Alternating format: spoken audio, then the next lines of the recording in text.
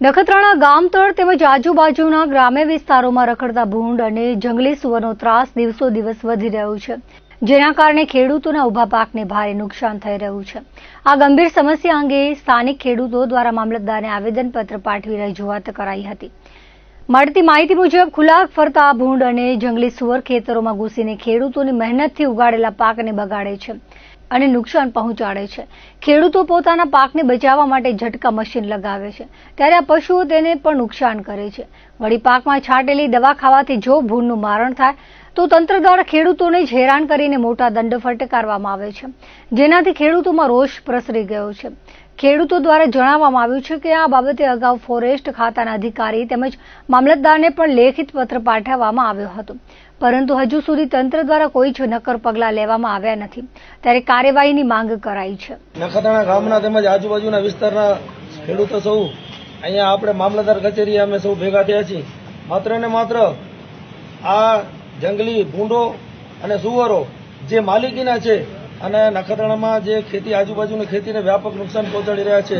ઊભા પાકને એક તો વરસાદ ખેંચાણો અને એમાંય આ ખેડૂતો વધારામાં આ ભૂંડો ઊભા પાકમાં નીચે સોથ વાળી નાખે। આપણે મગફળી હોય, દાડમ હોય, કપાસ હોય, અન્ય પાકોમાં મોટે પાયે ભૂંડોનું નુકસાન છે અને હવે આ વારંવાર તંત્રને રજૂઆતો કરવા છતાંય કોઈ નક્કર પગલાં લેવામાં આવેલ નથી।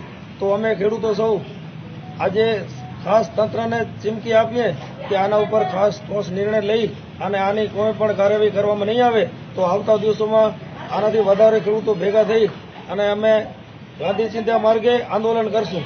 અત્યારે વરસાદ નથી પડી એટલે ખેડૂત એક તો કુદરતી આફતમાં પણ તકલીફમાં છે અને અત્યારે જે નખત્રાણાની આજુબાજુના વિસ્તારમાં જંગલી સુવર અને ભૂંડ જે અતિ નુકસાન કરે છે ખેડૂતોને। રાત દિવસ ખેડૂતો ઉજાગરા કરી અને ખૂબ જ મહેનત કરી અને પાક પકવે છે અને એક જ દિવસમાં જ્યારે ઝુંડ આવે ત્યારે આખા પાકની સૂંઠો આવી જાય છે।